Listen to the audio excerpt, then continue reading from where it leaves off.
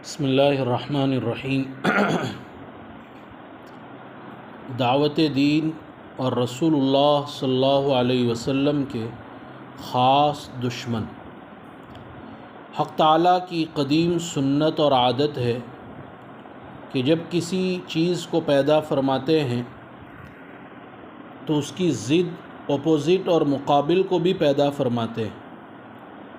لہذا جس طرح نور اور روشنی کے مقابلے میں ظلمت یعنی تاریکی، اور خیر کے مقابلے میں شر، اور ہدایت کے مقابلے میں ضلالت کو پیدا فرمایا، اسی طرح حق جل شانہ نے جب حضرت انبیاء اور ملائکہ کو پیدا فرمایا تو ان کے مقابلے کے لیے شیاطین الانس والجن کو بھی پیدا فرمایا، تاکہ حق و باطل کا مقابلہ اور معرکہ قائم رہے اور لوگ اپنے ارادے اور اختیار سے حق و باطل میں سے کسی ایک جانب کو قبول کریں۔ یہ نہ ہو کہ ایک ہی جانب کو قبول کرنے پر مجبور ہو جائے۔ اگر فقط حق اور اہل حق کو پیدا کیا جاتا اور باطل بالکل نیست و نابود ہوتا تو لوگ حق کو قبول کرنے پر مجبور ہو جاتے، اور شریعت کا منشا ہرگز یہ نہیں ہے کہ لوگ جبراً اور قہراً زبردستی اسلام لائے، جیسا کہ اللہ تعالیٰ نے سورہ یونس کی آیت نمبر 99 میں ارشاد فرمایا ہے، اگر تیرا رب چاہتا تو تمام زمین والے ایمان لے آتے۔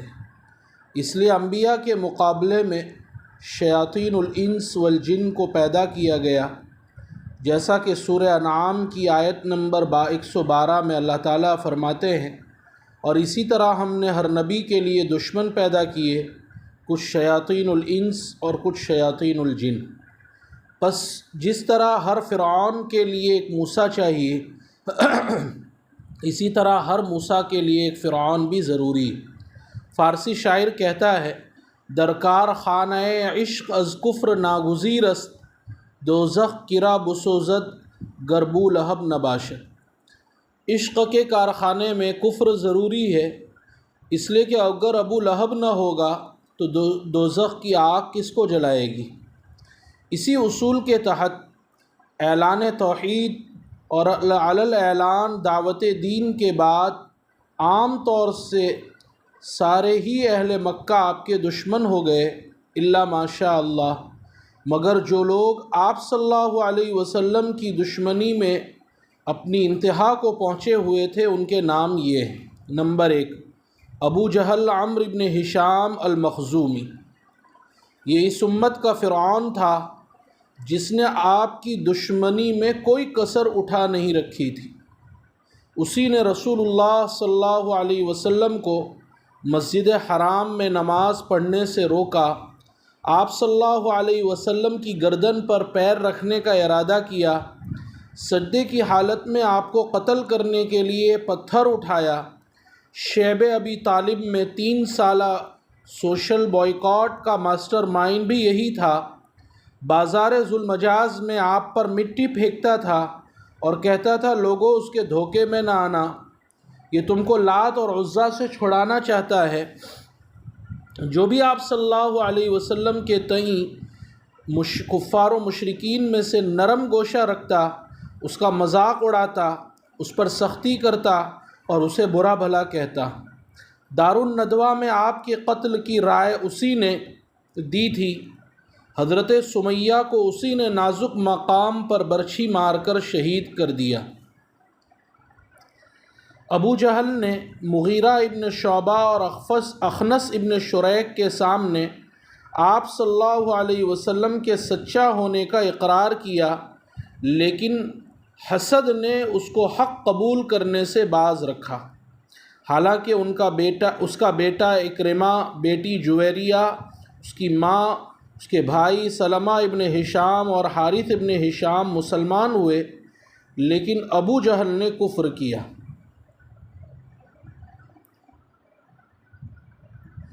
ابو طالب نے ابو جہل کے بارے میں بالکل سچ کہا تھا، جیسا کہ طبقات ابن سعد میں ہے، انہ لم یغب عن شر، کسی بھی شر اور برائی اور فتنے کے موقع سے یہ غائب نہیں رہا۔ نمبر 2 ابو لہب عبد العزیٰ ابن عبد المطلب۔ سب سے پہلے جناب نبی کریم صلی اللہ علیہ وسلم نے قریش کو جمع کر کے اللہ کا پیغام پہنچایا تو سب سے پہلے جھٹلانے والوں میں یہی تھا، اور اسی نے اپنے بیٹوں کے ذریعے حضرت ام کلثوم اور حضرت رقیہ کو طلاق دلوائی، اور اسی نے اپنے بیٹے کو ابھارا جس نے اللہ کے رسول صلی اللہ علیہ وسلم کی قمیص مبارک چاک کر دی اور آپ کے چہرے انور پر تھوکا۔ یہی اللہ کے رسول صلی اللہ علیہ وسلم کو دعوت دین کے موقع پر پتھر مار کر آپ کے جسد مبارک کو لہو لہان کیا کرتا تھا۔ نمبر 3 امیہ ابن خلف جمحی۔ یہ آپ کو علی الاعلان گالی دیا کرتا تھا، جب بھی آپ صلی اللہ علیہ وسلم کے پاس سے گزرتا تو آنکھیں مٹکاتا۔ اس پر سورہ ہمزہ ویل لکل ہمزۃ لمزہ نازل ہوئی۔ نمبر 4 اس کا بھائی ابی ابن خلف جمحی۔ ایک روز ایک بوسیدہ ہڈی لے کر آپ صلی اللہ علیہ وسلم کے پاس آیا اور اس کو ہاتھ میں مسل کر اور اس کی خاک کو ہوا میں اڑا کر کہنے لگا، کیا خدا اس کو دوبارہ زندہ کرے گا؟ آپ نے فرمایا، ہاں، اس کو اور تیری ہڈیوں کو ایسا ہی ہو جانے کے بعد پھر فوراً زندہ کرے گا اور تجھ کو آگ میں ڈالے گا۔ اس پر سورہ یاسین کی آخری آیات نازل ہوئی، اولم یر الانسان انا خلقناہ من نطفۃ فاذا هو خصیم مبین وضرب لنا مثلا ونسی خلقہ الی آخر السورہ۔ نمبر 5 عقبہ ابن ابی معیط۔ اسی نے اونٹ کی اوجھڑی آپ صلی اللہ علیہ وسلم کی پشت مبارک پر جب آپ سجدے میں تھی لا کر ڈال دی، گردن میں کپڑا ڈال کر اللہ کے رسول کو زور سے کھینچا، چہرے انور پر تھوکا، جس پر آیت کریمہ نازل ہوئی، وَيَوْمَ يَعَضُّ الظَّالِمُ عَلَى يَدَيْهِ إِلَى آخر الآیہ۔ نمبر 6 ولید ابن مغیرہ۔ یہ کہا کرتا تھا، بڑے تعجب کی بات ہے کہ محمد پر تو وحی نازل ہو اور میں اور ابو مسعود ثقفی چھوڑ دیے جائیں، حالانکہ ہم دونوں اپنے اپنے شہر کے بڑے بڑے معزز ہیں۔ میں قریش کا سردار ہوں اور ابو مسعود قبیلہ ثقیف کا۔ اس پر یہ آیت نازل ہوئی، وَقَالُوا لَوْلَا نُزِّلَ هَذَا الْقُرْآنُ عَلَى رَجُلٍ مِّنَ الْقَرْيَتَيْنِ عَظِيمٍ۔ نمبر 7 ابو قیس ابن فاکہ۔ یہ حضور صلی اللہ علیہ وسلم کو شدید تکلیف پہنچاتا تھا اور ابو جہل کا خاص معین اور مددگار تھا۔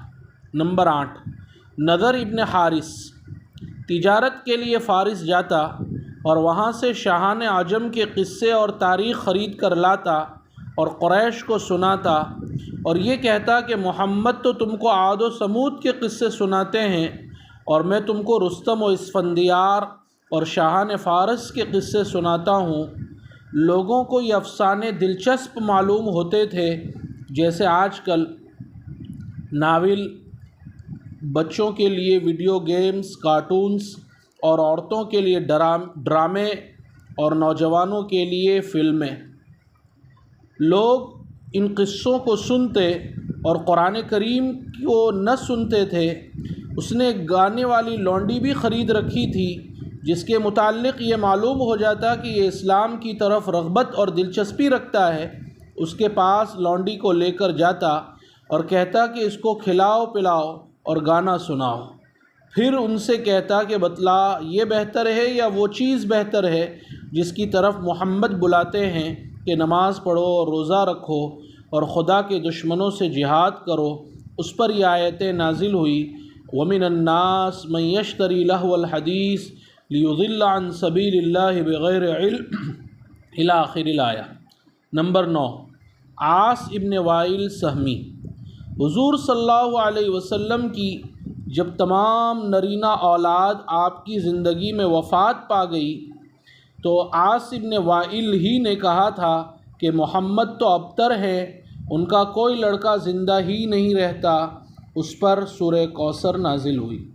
نمبر 10 نبی اور منبہ حجاج کے بیٹے۔ یہ دونوں جب کبھی آپ صلی اللہ علیہ وسلم کو دیکھتے تو یہ کہتے تھے کیا خدا کو ان کے سوا اور کوئی پیغمبر بنانے کے لیے ملا ہی نہیں تھا؟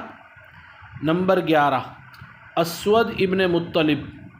یہ اور اس کے ساتھی جب کبھی رسول اللہ صلی اللہ علیہ وسلم اور آپ کے صحابہ کو دیکھتے تو آنکھیں مٹکاتے اور یہ کہتے کہ یہی وہ لوگ ہیں جو روئے زمین کے بادشاہ بنیں گے اور قیصر و کسریٰ کے خزانوں پر قبضہ کریں گے۔ یہ کہہ کر سیٹیاں اور تالیاں بجاتے۔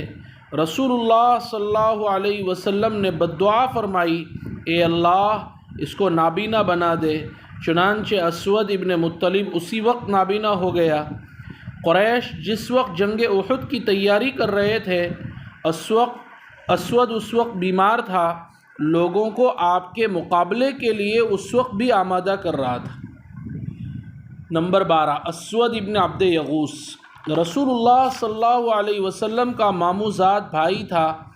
جب آپ صلی اللہ علیہ وسلم کو دیکھتا تو یہ کہتا، آج آسمان سے کوئی بات نازل نہیں ہوئی، اور اس قسم کے بیہودہ کلمات کہتا تھا۔ نمبر 13، حارث ابن قیس سہمی۔ یہ کہا کرتا تھا، محمد نے اپنے اصحاب کو یہ سمجھا کر دھوکہ دے رکھا ہے کہ مرنے کے بعد زندہ ہوں گے۔ ان میں سے اکثر و بیشتر دشمنان دین اللہ کے رسول کے ہمسایہ اور پڑوسی تھے اور صاحب عزت و جاہت تھے، آپ کی دشمنی میں سرگرم تھے، دن رات یہی مشغلہ اور یہی دھن تھی۔ ان تمام میں بھی ابو جہل، ابو لہب اور عقبہ ابن ابی معیط، یہ 3 شخص سب سے بڑھ چڑھ کر تھے۔ اسباق اور پیغامات۔ ابو جہل۔ نمبر 1، ابو جہل اور ابو لہب جیسے دشمنان اسلام مختلف زمانوں اور مختلف جگہوں میں پیدا ہوتے رہتے ہیں۔ جیسے ہر زمانے کا فرعون اور قارون ہوتا ہے، ایسے ہر زمانے کا ایک ابو جہل اور ابو لہب بھی ہوتا ہے، جو ہمیشہ رائے حق میں رکاوٹ بنتے رہتے ہیں۔ چنانچہ اللہ تعالیٰ سورہ انعام کی آیت نمبر 123 میں فرماتے ہیں، وَكَذَلِكَ جَعَلْنَا فِي كُلِّ قَرْيَةٍ أَكَابِرَ مُجْرِمِيهَا لِيَمْكُرُوا فِيهَا إِلَى آخِرِ الْآيَةِ۔ اور اسی طرح ہم نے ہر بستی میں وہاں کے مجرموں کے سرغنوں کو یہ موقع دیا کہ وہ اس بستی میں مسلمانوں کے خلاف سازشیں کیا کریں، اور جو سازش کرتے ہیں حقیقت میں وہ کسی اور کے نہیں بلکہ خود ان کے خلاف پڑتی، جبکہ ان کو اس کا احساس بھی نہیں ہوتا۔ اس میں مسلمانوں کو یہ تسلی دی جا رہی ہے اور یہ پیغام دیا جا رہا ہے کہ کافر لوگ آج بھی ان کے خلاف جو سازشیں کر رہے ہیں ان سے گھبرانے کی ضرورت نہیں۔ اس قسم کی سازشیں ہر دور میں انبیاء کرام اور ان کے ماننے والوں کے خلاف ہوتی رہی، جیسا کہ شاعر نے کیا خوب کہا ہے، ستیزہ کار رہا ہے ازل سے تا امروز، ستیزہ کار رہا ہے ازل سے تا امروز، چراغ مصطفی سے شرار بولہبی۔ لیکن بالآخر انجام اہل ایمان ہی کا بہتر ہوتا ہے، والعاقبۃ للمتقین۔ اور دشمنوں کی سازش آخر کار خود انہی کو نقصان پہنچاتی ہے۔ کبھی اس دنیا میں ان کا یہ نقصان ظاہر ہو جاتا ہے اور کبھی دنیا میں ظاہر نہیں ہوتا، لیکن آخرت میں پتہ چل جائے گا کہ انہوں نے خود اپنے حق میں کانٹے بوئے تھے۔ نمبر 2، ایسے دشمنان اسلام کا وجود جو راہ دعوت کی رکاوٹ ہے، اس میں بڑی حکمتیں ہیں۔ اس میں سے ایک حکمت یہ ہے کہ انبیاء اور داعیان حق کے اجر و ثواب میں اضافہ ہوتا ہے، اس لیے کہ الاجر بقدر المشقہ، جس قدر دعوت دین میں مشقتیں آئے گی، رکاوٹیں کھڑی کی جائے گی، ایذائیں پہنچائی جائے گی، اسی قدر ثواب زیادہ ملے گا۔ اور ایک دوسری حکمت یہ ہے کہ اللہ تعالیٰ نے یہ خیر و شر کا معرکہ اور یہ کفر و ایمان کا معرکہ اس لیے قائم کیا ہے، یعنی رسول کے دشمن اس لیے بنائے ہیں تاکہ حق و باطل، کھرے اور کھوٹے میں امتیاز ہو جائے، کہ کون نبی کی تصدیق کر کے ابو بکر بنتا ہے اور کون تکذیب کر کے ابو جہل بنتا ہے۔ راہ کھلی ہوئی ہے، انا ہدیناہ السبیل اما شاکرا و اما کفورا۔ دونوں نمونے موجود ہیں۔ نمبر 3، دشمنان دین کی عداوت رسول کی دشمنی کے بہت سارے اسباب میں سے ایک اہم سبب مال و جاہ کی محبت ہے۔ ہمیں یعنی مسلمانوں کو عام طور پر اور داعیان حق کی دعوت دینے والوں کو خاص طور پر اپنے احوال کا جائزہ لینا چاہیے اور غور کرنا چاہیے کہ کہیں یہ بری خصلتیں ان کے اندر تو موجود نہیں ہیں جن کے بارے میں آپ صلی اللہ علیہ وسلم نے ارشاد فرمایا۔ ترمذی شریف میں کعب بن مالک رضی اللہ تعالیٰ عنہ سے روایت ہے، 2 بھوکے بھیڑیے جو بکریوں کے ریوڑ میں چھوڑ دیے جائیں وہ بکریوں کے ریوڑ کا اتنا نقصان نہیں کرتے جتنا کہ مال و جاہ کی محبت انسان کے دین کو نقصان پہنچاتی ہے۔ نمبر 4، حق کی دعوت دینے والوں کو چاہیے کہ ایسے جاہ و مال کی محبت رکھنے والوں کو دعوت دینے کے وقت اور ان کے اسلام قبول کرنے کے بعد ان کا خاص خیال رکھنا چاہیے اور ان کو ان کے مناسب حال عہدے منصب دینے چاہیے۔ جیسا کہ فتح مکہ کے موقع پر چچا جان حضرت عباس نے عرض کیا کہ ابو سفیان یہ سردار ہے، فخر کو پسند کرتے ہیں، تازہ ابھی اسلام قبول کیا ہے، تو آپ ان کو کچھ اعزاز عطا فرما دیجئے۔ آپ صلی اللہ علیہ وسلم نے ان کو یہ اعزاز بخشا کہ اعلان فرما دیا، من دخل دار ابی سفیان فہو آمن، جو ابو سفیان کے گھر میں داخل ہو جائے گا وہ مامون ہو جائے گا۔ بہرحال یہ چند اسباق ذکر کیے گئے۔ اللہ تعالیٰ موجودہ دشمنان اسلام کے شر سے پوری امت کی حفاظت فرمائے، اور اللہ تعالیٰ موجودہ دور کے ابو جہل اور ابو لہب کی ستیزہ کاریوں سے امت محمدیہ کی بطور خاص حفاظت فرمائے۔ یا رب صلی وسلم دائما ابدا علی حبیبک خیر الخلق کلہم۔ سبحان اللہ و بحمدہ، سبحان